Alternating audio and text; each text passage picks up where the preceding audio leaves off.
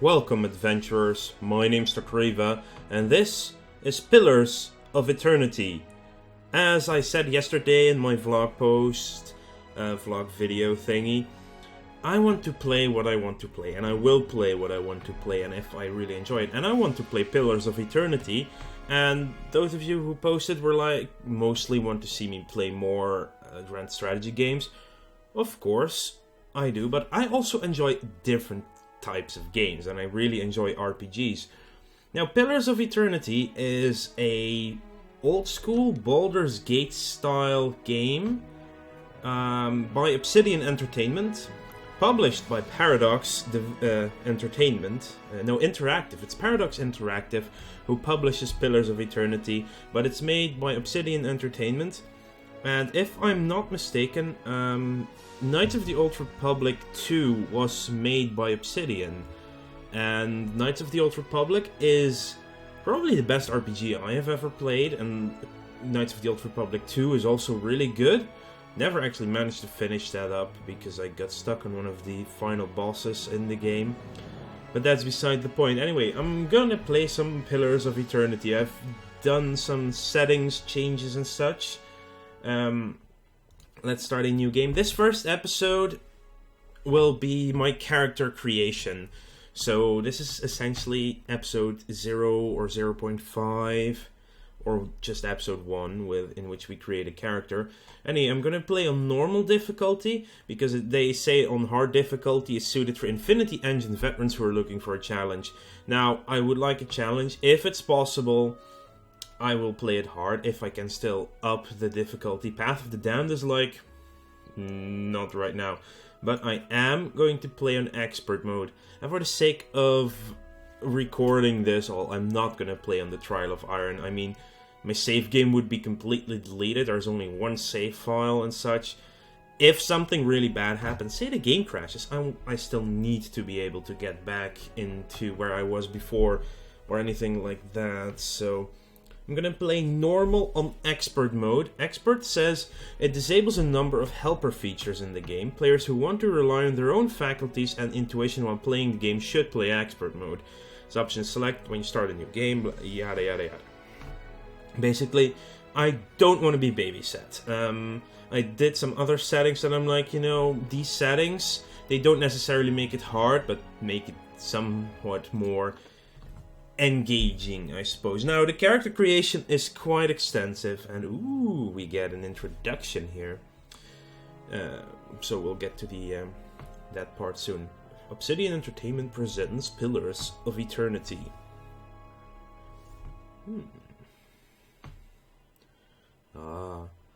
Oh, now we get the loading screen. This might take a while. So yeah, character creation is quite extensive. This is really an old school. 5 wagons grope blindly for the path on a starless night, their master glancing ever upward to the skies for assurance that he is on the right course. A dim lantern his only protection against the encroaching darkness.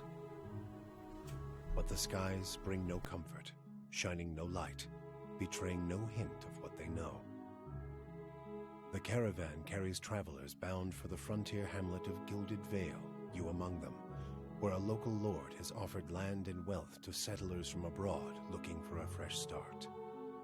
You have taken suddenly ill, sweating and shivering, and one of the other travelers signals for the caravan master to stop on your behalf. He pulls up just in time to avoid plowing into the trunk of a fallen tree that bars the way ahead. You will go no further tonight. Suddenly a tree falls across the way. If you see this, then that means that the music is not flagged by YouTube, which it might still be. I'm not sure yet, because I haven't uploaded this. Hopefully it's not. Actually, all Paradox games actually don't flag their music because it's all their own assets, so to speak. Wow, the loading did take less than I expected.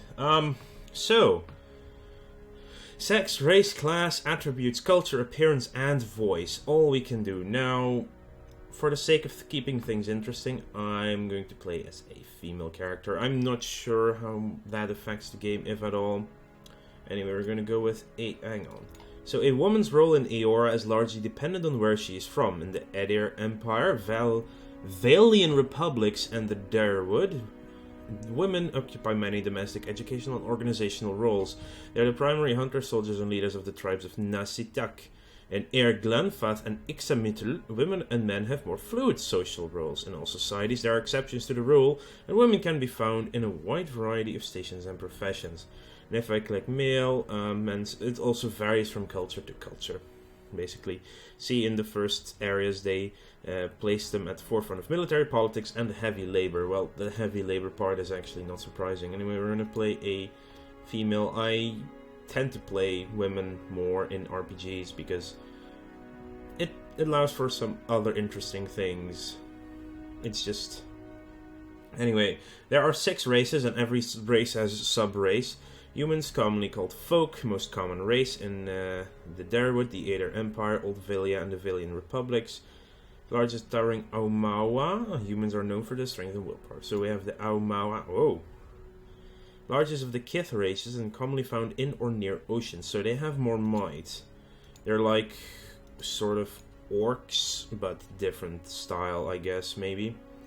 The dwarves, well, dwarves are dwarves. I mean, they're still dwarves.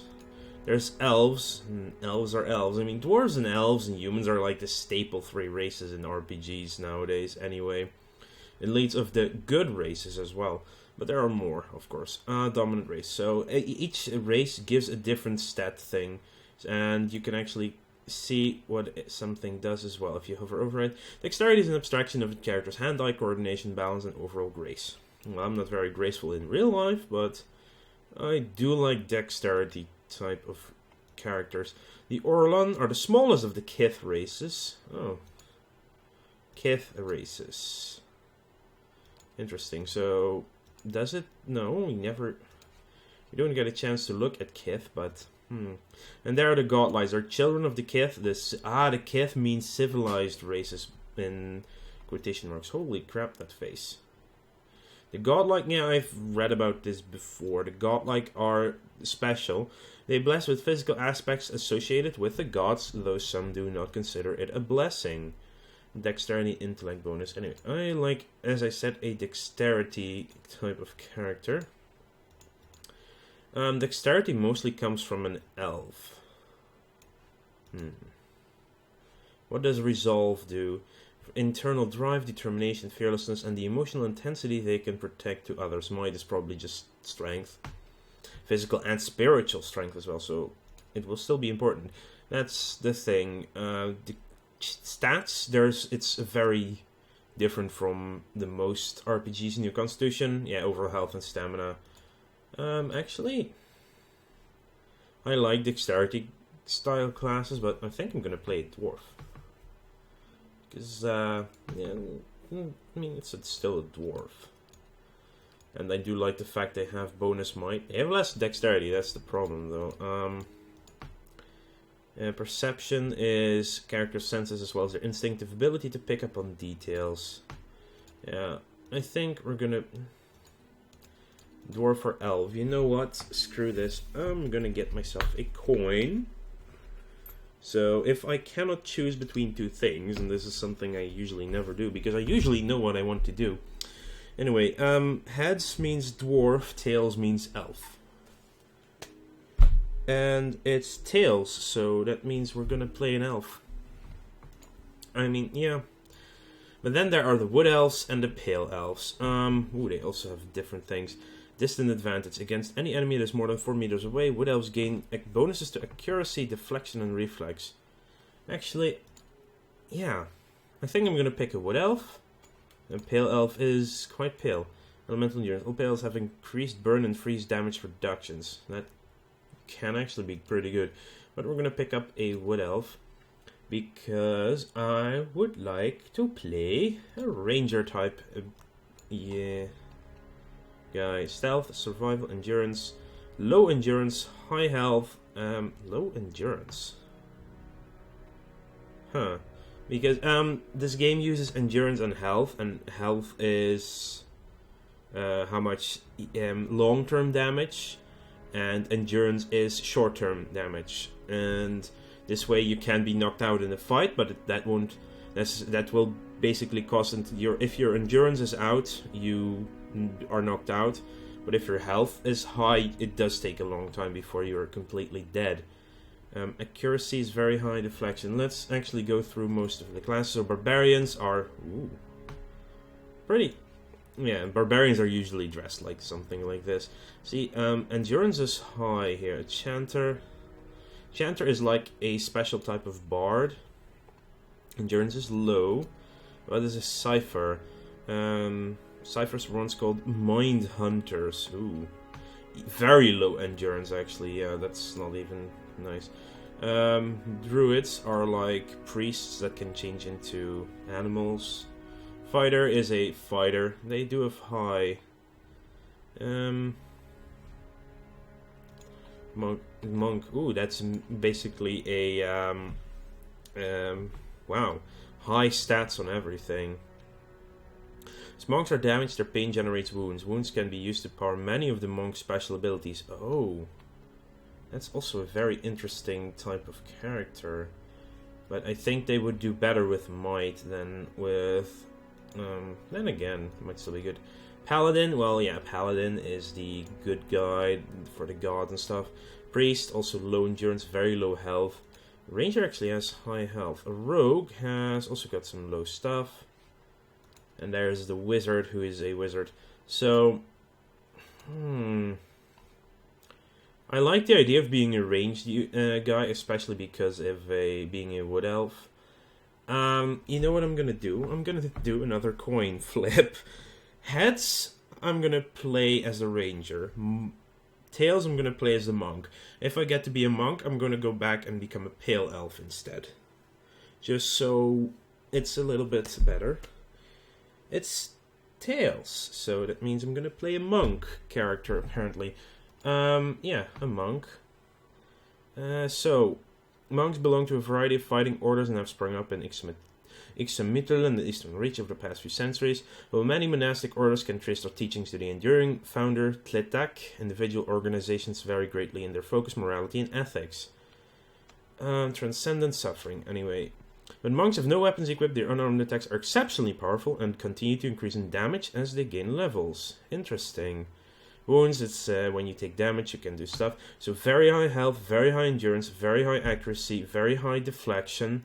So we're basically going to be a frontline fighter. Anyway, we're going to go back, become a pale elf instead. Ooh, wow. Very pale indeed. But yeah, it's mostly because wood elf, if we're a ranger, wood elf would be a lot better. Anyway, we're going to be, and you don't have any use to being a monk, I guess. And there are 2 monk abilities. Oh, we need to choose one. So Swift Strike. The monk's hands become a frenzied blur of attacks, increasing their attack rate for a brief period. Requires 1 wound, speed is instant, 1.25 attack speed for 10 seconds. Storm's Reach. Ability exploits the shared bonds of universal suffering between all beings. The initial target is hit with a powerful blow that does additional crush damage. Enemies in a cone behind the target suffer crush damage and have their might reduced. Also 1 wound, melee only, speed is average. Area of effect, the target plus length is 2 meter, base 2 meter. Whoa, this is extremely detailed information. Under 135 degree cone is the area of effect. Minus 20 might for the AoE, for 20 seconds versus reflex. User full attack plus 50% damage as crush. I like being a fast attacker though, so I'm going to go with Swift Strikes. Attributes, might. Plus damage and fortitude. What does fortitude do? Resist attacks on the internal physical system of the character, poison, disease, etc. Defined by the character's class, level, might, and constitution. Constitution, combination of the character's overall health, so it gives bonus endurance and health and fortitude. Dexterity is +1 for being an elf. Perception is also bonus, and Y resolve, Aether. Interesting. +3 concentration, +1 deflection, and +2 will. Okay, I think area of effect, duration, and will. Will defense and influences duration and area of effects for all things. Yeah. So all these stats have a lot of things to do. So It's just, okay, it's just straight up points, basically. Yeah, I like getting a lot of dexterity. So, dexterity is gonna be my main stat. I'm gonna go with 16 here. I'm gonna need some constitution as well, so I'm gonna go with 14 for that. Then might needs to be decently high as well. 14 might, 14 constitution. Intellect is probably the least important one, so I'm gonna get resolve and perception up as well. This gives me a lot of reflex. Reflex defense allows characters to dodge out of the way physically harmful AoE attacks. It is defined by a character's level, dexterity, and perception. Okay, so yeah, our reflexes mean we're gonna be a melee fighter. So yeah, that's probably very important. Culture, Aider. Oh, that's the resolve thing, of course. More dexterity. Examital planes.